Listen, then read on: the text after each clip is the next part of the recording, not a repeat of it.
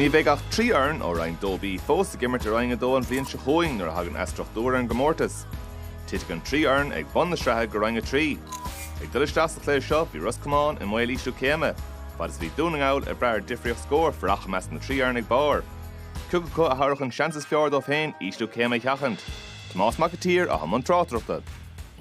Deis go in is fiachant an Ros Comáin trán hóna le Brendan Quinn tasnú sa chúl le Declan Leonard agus Jack Connolly ó sa chór, Mohalar na Porkabig Dara Finn agus James Hardiman lena chéile.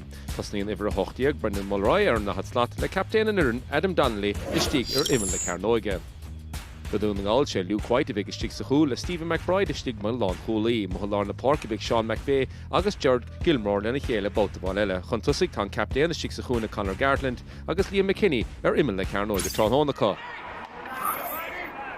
Gan is bud tarráis go dún nGall san. Anta go maithe Bernard Lafferty sin a bháil tarráis. Consan chuirteach jo an chúnin sa a jo. Rory Campbell cad dhéana sé. An báta sa san council shot is stachan san agus. Cuman na maithar sin scór má facht again Farah Gibber six sa chúna trán hóna. Rís mo jo lá na park sa dún nGall tú san a bachar leis an gluthe. The score na Mactarish and Breathnaigh dóibh go chun deis be in the cut. Now deis le tachtan is an sod the captain in Ireland. Conor Gartland agus well tú san a bachar leis an gluthe dún nGall at son ná de cúig chuir a suas a cut. Conor O'Grady macht fada leis an Gownson. Is Rís and Ross búte sig an sin Seinnteoir TG4 sheer piece of dog. And number cut sag as well sin Mactarish and Breathnaigh na Rís ní len stop an éair le tusa dún nGall trán hóna ó sin granted Rís. Boltamach get Quinn, Macha Jolar na Parker, Rasha Shin piece of bug, Nice with it, a Facton again, Farron Hune, Connor, Mulroy, Rasha Garrelish and Gownsa, Reish Toasted, a Rohan Leshin as well, Yorkton, the Cat Shear and Sun being Talish nach River Tour of Yakan Shin, and Council Coraharish and Breathnaigh again, Brendan Mulroy and brought Bonham in order, Rasha the Tachta Rasha Hohessa. Reached Macha John Clehan at again, Brendan Quinn was in both to get Farah Clehan, it's Kian Murray, same after Nuncy. Buaicphointí idir na fórna ní bheith ceithre faointe atra sé seo agus a Rohan sin aige. Á Ros Comáin dúiste hin is. Congrat an daobh lína san. Headí fell na bheith. Genta go maith aige.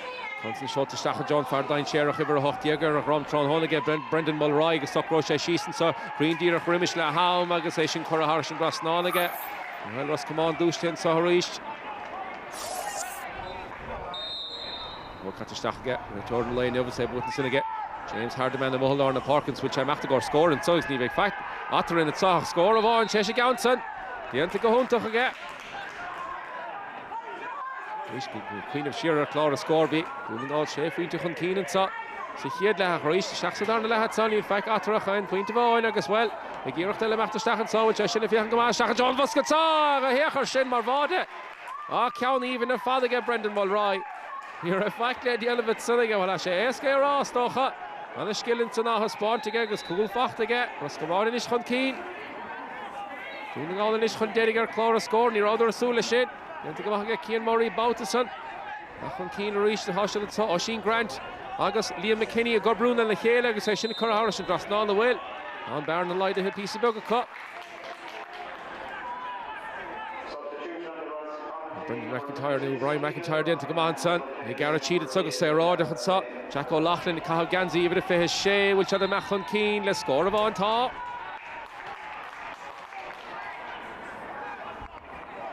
Garrinish Ashton Bucks Erickson as well big ear up the top of Stachan so Luke White Bardora lane no but Secher Shaw will a Rohan der Shin again will the Cossa for the Rohan der Lear Hots and top. The end to go home to get. They give her to shake the whole Luke White score fact again. Reached the Fiachan clár score. Hena Cardiagle. Nor if he hit Chivi doing all chef we to Hunkeen and Sasa here la. Only Ros Comáin her Nash well doing all force Hunkeen at Sagish in a Judima Joe did it. Score my fact and son. Peter Kelly about the son. Agus and Fadog there noch shit and Sagish doing all. Bokoch Tron Hon and Nord if he hit Caracasud. Agus Ros Comáin Hena Cardiag. We've a lot of work done. A lot of training done. A lot of hard training for the last number of weeks.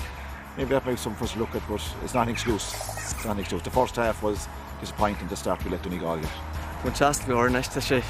At Shacker le chat agus the Craig punch again next Sraith agus tá muid géirí breú go dtí Sraith dá. We expect a tough battle next week, and if we get a point out of the game, let's see us in the semi-final spot, and it could be possibly London again in the following week. So I'm looking forward to it now, and it's on our own hands, and you can't ask for